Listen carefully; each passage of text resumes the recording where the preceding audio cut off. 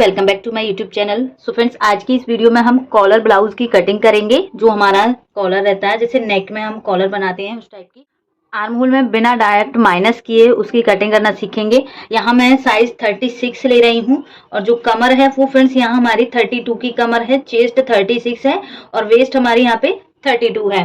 तो इसके अकॉर्डिंग हम कटिंग करेंगे। शोल्डर यहाँ हमारा 15 इंच है, तो 15 इंच का हम हाफ करेंगे। तो जब भी देखो कॉलर का बनाते हैं तो जो जितना हमारा शोल्डर होता है उसका हमें हाफ लेना होता है। जैसे 7.5 हो गया इसमें हाफ। सबसे पहले हम ऊपर एक स्ट्रेट लाइन ड्रॉ करेंगे। तो 7.5 हम कब लेते हैं, शोल्डर का हाफ हम तब लेते हैं जब हमारा बॉट नेक होता है, और जब हम कॉलर का बनाते हैं तब हमें यहाँ पे उसमें हाफ इंच और प्लस करके लेना होता है, क्योंकि कॉलर में खिंचाव बन जाता है। तो यहाँ हमने 8 इंच ले लिया है ये। इसके बाद फ्रेंड्स यहाँ हमारा शोल्डर डाउन हमें लगाना होता है, तो उसका मैंने आपको फॉर्मूला बता रखा है। जितना भी शोल्डर है उसको आप 12 से डिवाइड दे दीजिए, या फिर आप इस तरीके से कर सकते हो। अगर आप स्मॉल साइज बना रहे हो वहां आप 1 इंच डाउन करोगे। स्टैंडर्ड साइज है, नॉर्मल साइज है 40 तक का साइज है, वहां आप 1.25 करोगे, और 40 से जो हैवी साइज है वहां 1.5 पे इसको डाउन करोगे। तो यहाँ हमारा साइज 36 है, तो यहाँ मैं 1.25 पे डाउन पॉइंट करूंगी। इसके बाद फ्रेंड्स यहाँ हम नेक की विड्थ निकालेंगे। नेक की विड्थ यहाँ मैं 2.5 ले रही हूँ अभी। बाकी मैं आपको नेक की विड्थ निकालना बताऊंगी किस तरीके से हम कॉलर में निकालते हैं। तो देखो ये हमने डाउन कर दिया इस तरीके से। इसके बाद फ्रेंड्स कॉलर वाले अब हम आते हैं अपने आर्म होल में। तो जब भी कॉलर का बनाते हैं तो उसमें हमें arm hole formula simple, chest को डिवाइड बाय 6 देना है, प्लस उसमें 1 इंच करना है, क्योंकि हमारा इसमें बैक का नेक है वो बिल्कुल पैक्ड में है। तो यहाँ हमारा 36 का 6 डिवाइड करेंगे 6 आएगा, प्लस 1 करेंगे तो यहाँ हमें मिलेगा 7 इंच। तो यहाँ से हम अपना आर्म होल लेंगे 7 इंच पे मार्क किया। इसके बाद फ्रेंड्स यहाँ से आता है हमारा ये अपर चेस्ट का मार्क होता है। देखो कई लोग क्या करते हैं, जितना हम ऊपर लेते हैं, जैसे हमने 8 इंच लिया तो सेम 8 इंच लेते थे, तो यहाँ से जो आर्म होल होता है उसमें रिंकल्स बनते हैं। तो जब भी आप कॉलर का बनाओगे फ्रेंड्स, तो जितना आपका टोटल शोल्डर है उसका आपको यहाँ पे सिर्फ हाफ लेना है। तो यहाँ हमारा शोल्डर 15 का है, तो इसका हाफ हमारा आएगा 7.5। तो ये हमारा यहाँ पे मार्क मिल गया है। ये लाइन को हम यहाँ से सीधा करेंगे इस तरीके से। इतना हो गया। यहाँ हम देखो, यहाँ मैं 36 की चेस्ट बना रही हूँ और कॉलर वाला है, तो इसमें आप 3 से 4 इंच की लूजिंग ऐड करोगे, क्योंकि कॉलर वाले में हमारा बैक नेक बिल्कुल पैक होता है। तो यहाँ ये हमारी 40 की चेस्ट हो गई। 40 का हमारा 4th भाग बनेगा यहाँ 10 इंच। 10 इंच पे मार्क करेंगे। देन हम यहाँ पे 2 इंच का मार्जिन ऐड करेंगे, 2 इंच 1.5, आप जो भी मार्जिन यहाँ से लोगे। इसके बाद फ्रेंड्स इसका हमें यहाँ से सेंटर लेना है। 7 का सेंटर आएगा 3.5, और यहाँ से हम अपनी बैक की शेप बनाएंगे इस तरीके से। आप यहाँ पे फ्रेंच कर्व ले सकते हो, या आप अपने फ्री हैंड से भी इस तरीके से बना सकते हो। अब जब हमें बैक की मिल गई है, तो फ्रंट की के लिए हम यहाँ सेंटर मार्क से कितना अंदर आते हैं, जब कॉलर का बनाते हैं तो 0.25 इंच हमें अंदर आना होता है। अगर यही हमारा डीप नेक होता तो सिर्फ हम हाफ इंच अंदर आते। तो यहाँ से हम 0.25 इंच अंदर आए हैं। ये लाइन को भी हमें इस तरीके से सीधा कर देना है, और अपनी फ्रंट की भी गोलाई को हमें यहाँ से इस तरीके से बना देना है। इतना समझ में आया। ये हमारी फ्रंट की और बैक की आर्म होल की शेप हो गई। इसके बाद फ्रेंड्स यहाँ हमारी लंबाई की बात आएगी। तो यहाँ ब्लाउज, जैसे हम ब्लाउज नॉर्मली बनाते हैं 14 का लेंथ लेते हैं, तो इसका आप यहाँ से सेंटर लोगे। तो यहाँ से हमारा जो भी सेंटर पॉइंट आएगा, ये सेंटर लिया हमने, इससे हाफ इंच आपको नीचे रखना है, क्योंकि सिलाई में भी जाएगा, और यहाँ से आपको अपनी लेंथ लेनी है। तो यहाँ मेरी लेंथ 14.5 है, 1 इंच प्लस करेंगे तो 15.5 पे हम यहाँ पे मार्क करेंगे इस तरीके से। ये लाइन को हम यहाँ से सीधा करेंगे। यहाँ मैं सिर्फ आपको सिखा रही हूँ कि हम कॉलर वाले में बिना यहाँ से डार्ट माइनस किए आर्म होल को एकदम फिक्स कैसे ले, तो वही हम यहाँ सीख रहे हैं। अब देखो फ्रेंड्स यहाँ आती है हमारी कमर 32 की है। कमर में आपको कोई लूजिंग लेनी नहीं है, सिर्फ आपको चेस्ट में लूजिंग लेनी होती है। इसके बाद देखिए यहाँ पे हमारी कमर 32 है, तो उसका 4th भाग आएगा हमारा 8 इंच।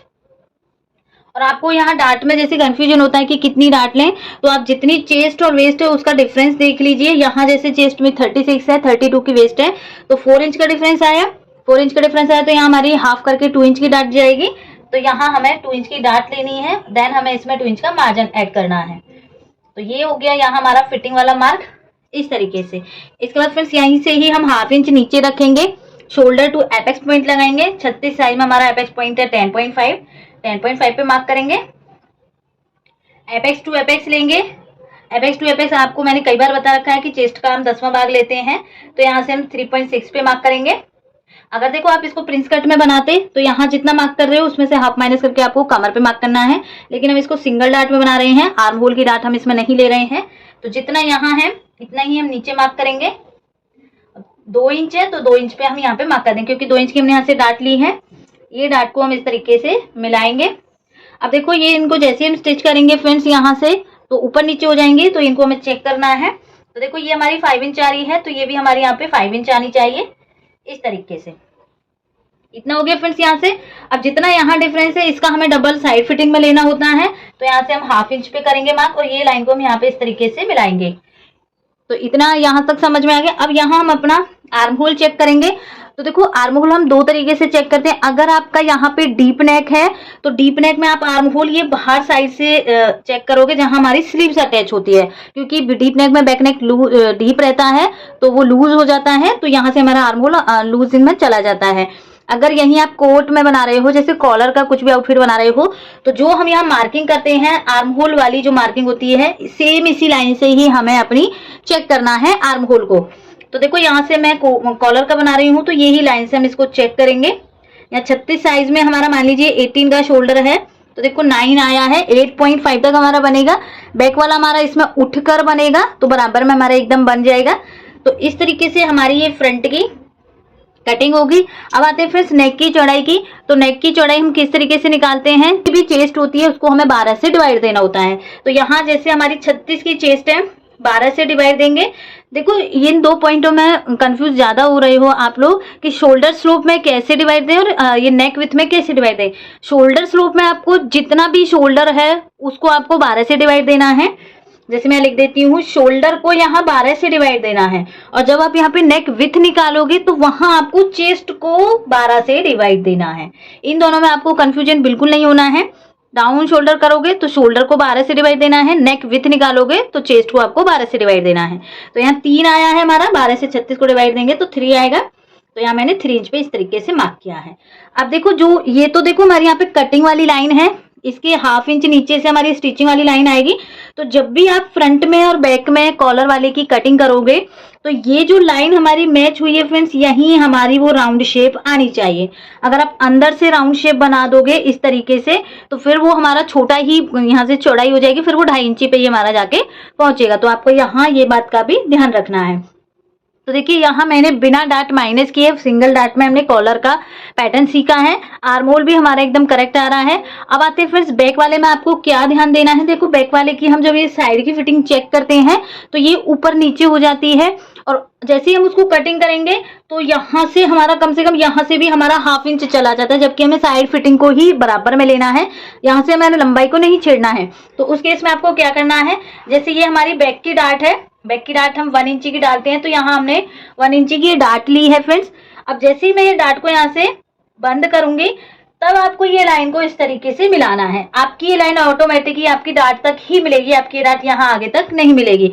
अगर हम इसको ओपन करेंगे जैसे ही और आप स्केल को इस तरीके से मैच करोगे, देखो आपको स्केल को भी कैसे मैच करना है। आपने यहाँ पे डार्ट को पहले इस तरीके से डाल देना है। मैं देखो जैसे हमने डार्ट डाली है, अब ये स्केल की जो ये वाली लाइन होती है फ्रेंड्स, ये हमें फोल्डेड साइड पे एकदम मैच करनी है। फोल्डेड साइड पर ये हमारी मैच होनी चाहिए इस तरीके से। यहाँ से आपको देखना है बिल्कुल सीधा होना चाहिए। अब आप देख सकते हो कि हमारा यहाँ से बैक को जैसे हम चेक करेंगे इतना मार्क, समझिए इतना मार्क आया, तो ये मार्क सिर्फ हमारा डार्ट तक जाएगा। अगर देखो हम ये डार्ट को नहीं डालेंगे इस तरीके से और ये मार्क को हम ये वाले स्केल को यहाँ मिलाएंगे और यहाँ से हम चेक करेंगे यहाँ पॉइंट तक, तो देखो यहाँ से हमारा हाफ इंच का कपड़ा कट हो जाएगा, उससे हमारी बैक की लेंथ भी छोटी हो जाएगी। तो आपको ये पॉइंट बहुत याद रखना है।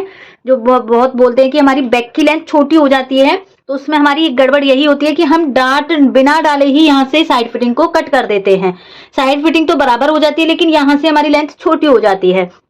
तो उस केस में आपको क्या करना है, यहाँ पहले प्लेट डालनी है, देन आपको अपने स्केल की ये वाली साइड को फोल्डेड साइड पर इस तरीके से बिल्कुल सीधा रखना है। अपने आप ही आपकी ये लाइन यहाँ डार्ट तक ही मैच होगी, यहाँ का आपका कोई फैब्रिक कट नहीं होगा। तो आज की इस वीडियो में फ्रेंड्स हमने ये कॉलर में कौन कौन से पॉइंटों पे ध्यान रखना चाहिए वो सीखा है। कहीं भी आपका डाउट रहे तो प्लीज कमेंट जरूर कीजिएगा। मिलती हूँ नेक्स्ट वीडियो में, तब तक के लिए बाय बाय।